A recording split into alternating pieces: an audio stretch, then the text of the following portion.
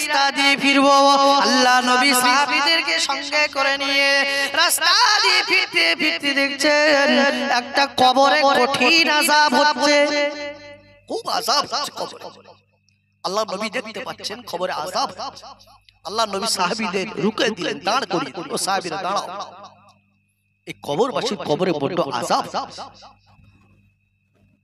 আল্লাহ নবী জিজ্ঞেস করলেন, ও সাহাবীরা এই কবরটা কার বাবা? সাহাবীরা বললেন, ইয়া রাসূলুল্লাহ, এই কবরটা ওই পাড়ার এক যুবকের কবর, যুবক। আল্লাহ নবী জিজ্ঞেস করলেন, তার আব্বা আম্মা কি পৃথিবীতে হায়াতে আছে? সাহাবীরা আরজ করলেন, ইয়া রাসূলুল্লাহ, তার আব্বা নেই বেঁচে, তবে তার একটা বুড়ি মা আম্মা জান বেঁচে আছে, হায়াতে। আল্লাহ নবী সাহাবীরা হাত তুলেছে, আল্লাহ পাক ওহী নাযিল করলেন, আমার মাহবুব আপনি দোয়া করলেও আমি এই যুবকের কবরের আযাবকে maaf করব। আল্লাহ নবী বললেন, সাহাবীরা তার আম্মা জানকে ডেকে নিয়ে এসো আমার কাছে। আম্মা জানকে ডাকা হলো, আম্মা জানকে জিজ্ঞেস করা হলো। আল্লাহ নবী জিজ্ঞেস করছেন, বুড়ি মা, তোমার এই সন্তানের কবরে আযাব হচ্ছে মা, তোমার কাছে কি কোনো অন্যায় করেছে, অপরাধ করেছে? তুমি তাকে ক্ষমা করে দাও না মা। ওই সময় বুড়ি মা চোখ ভরা পানি নিয়ে বলেছিলেন, ইয়া রাসূলুল্লাহ, ইয়া হাবিবাল্লাহ, হুজুর, আমি আমার যুবক সন্তানকে maaf করব না, ক্ষমা করব না। আব্বা মা কত ব্যথা পেলে পরে এই কথা বলে। বুড়ি মা বলতে লেগেছেন, ইয়া রাসূলুল্লাহ, ইয়া হাবিবাল্লাহ, হুজুর, এই দেখুন না, আপনার কাছে আমি এসেছি, এই লাঠিতে ভর দিয়ে দিয়ে এসেছি।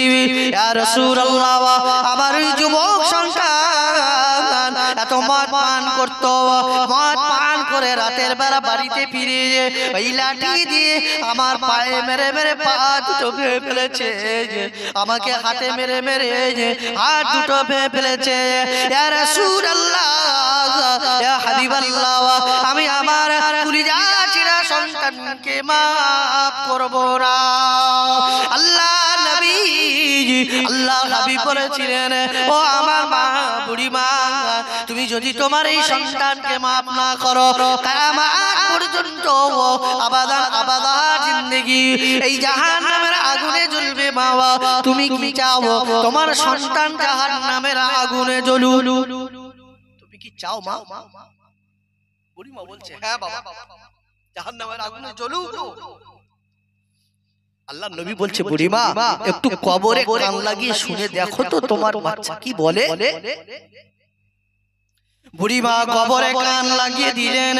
বুড়ি যখন কবরে কান লাগিয়ে দিলেন, কবরের মধ্যে থেকে ওই যুবক সন্তানটা আর্তনাদ করছেন, ও আমার আম্মা জান, আপনার আমি যখন হায়াতে ছিলাম এত মার মেরেছিলাম, এত কষ্ট দিয়েছিলাম, আমি এত কষ্ট দিয়েছিলাম, আপনি আমাকে maaf করবেন না আমি জানি, কিন্তু আপনি তো আমার কথা শুনতে পান না।